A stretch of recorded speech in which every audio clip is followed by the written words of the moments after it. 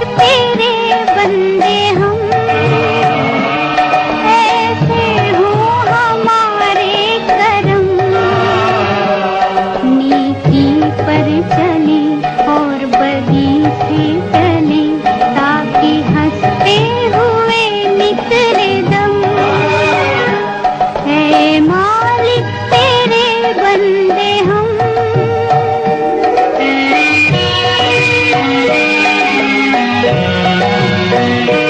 बड़ा कमजोर है आदमी,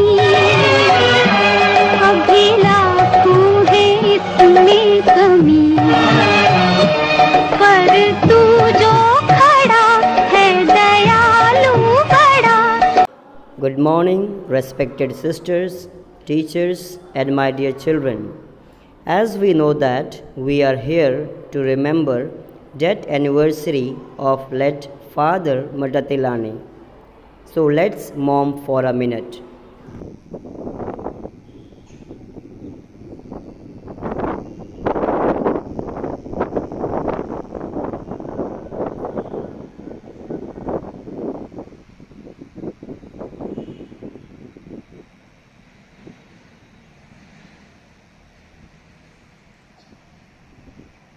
की आत्मा शांति के लिए प्रार्थना करें और उसका मध्यस्थता द्वारा हमारे विद्यालय के लिए भी आशीष मांगे। हे पिता, हम उनके दुखित परिवारों के लिए भी प्रार्थना करते हैं। उनके परिवारों पर अपनी आशीष दीजिए, शांति, एकता और संतावना प्रदान कीजिए, ताकि सभी मिलजुल कर अपने आपको धन्यवाद दे सके और अपनी स्तुति महिमा कर सके। इसके लिए हम प्रार्थना करते हैं। सुनिए पिता विनय हमारी, सुनिए पिता आज हमारी। साथ ही हम उनके माध्यस्थता द्वारा हमारे विद्यालय के लिए प्रार्थना करते हैं। सभी शिक्षक शिक्षिकाओं, सभी विद्यार्थियों और यहाँ पे कार्यकर्ता सभी लोगों पर प्रभु विशेष आशीष वर्षाइए। अपनी कृपा दानों से भर दीजिए। बुद्धि, ज्ञान, विवेक, सोचने समझने की शक्ति प्रदान कीजिए, ताकि हम सभी मिलकर इस विद्यालय को सुचारू रूप से चला सकें। आपकी महिमा दिनों दिन होती रहे, इसके लिए हम प्रार्थना करते हैं। सुनिए पिता विनय हमारी, सुनिए पिता आज हमारी। ऐसे हो हमारे करम, नेकी पर चले और बदी से टले, ताकि हंसते हुए निकले दम।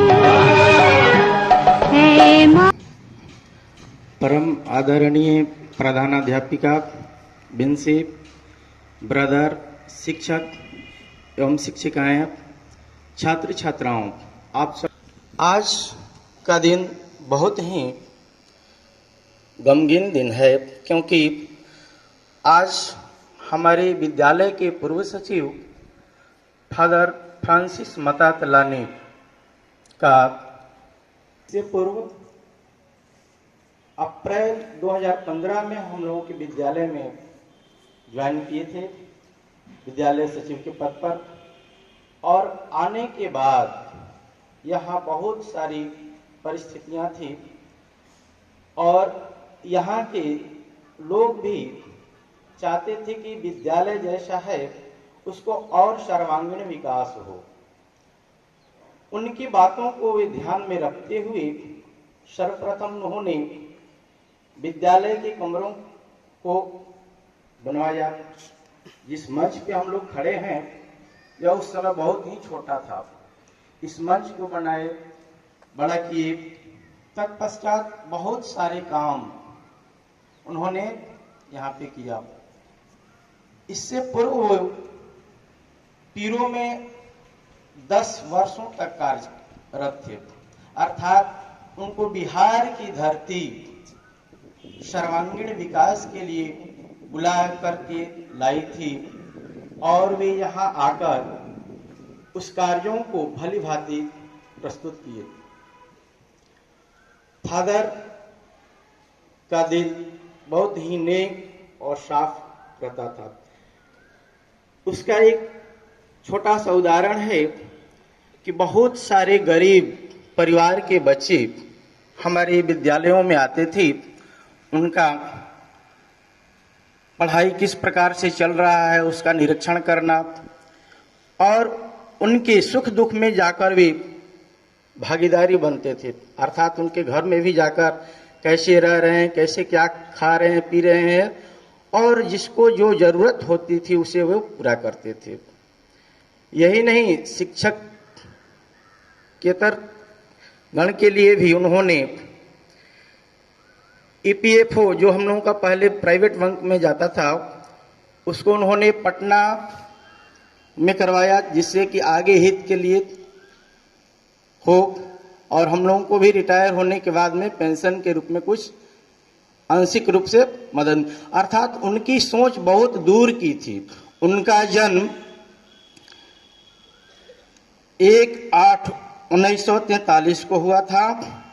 तत्पश्चात उन्होंने अपना जीवन मानव विकास के लिए 16/12/1971 में पुरोहित बने वो, अर्थात मिशन संस्था के पुरोहित पद पर वे बने। इसके बाद में हम आपको बता चुके हैं कि 5/5 आज का दिन यह जो है बहुत ही हम लोगों के लिए दुखदाई रहा और उनके हृदय गति रुकने की वजह से मृत्यु हो गई थी। तो फादर के नेक विचारों को उनसे कुछ मुलाकातें हमें पीरो से ही थी, कारण कि हमारे बच्चे भी वहाँ पढ़ते थे। तो उन्होंने बहुत दूर की सोच रखते थे। पीरो मिशन में भी वहाँ 7-8 तक ही कक्षाएं चलती थी। उन्होंने वहाँ भी 10th तक विद्यालय को करवाया और वहाँ भी लोगों की भावनाओं को समझते हुए विद्यालय को बढ़ाए और वहाँ सब कुछ विकास करते हुए उन्हीं की एक छोटी सी पंक्ति में दोहरा रहा हूँ कि पहाड़ों से जो टकराए उसे तूफान कहते हैं, पहाड़ों से जो टकराए उसे तूफान कहते हैं, टकराए उसे इंसान कहते हैं। अर्थात जब भी कठिन परिस्थिति हो उस वक्त हमें धैर्य से कार्य करना चाहिए।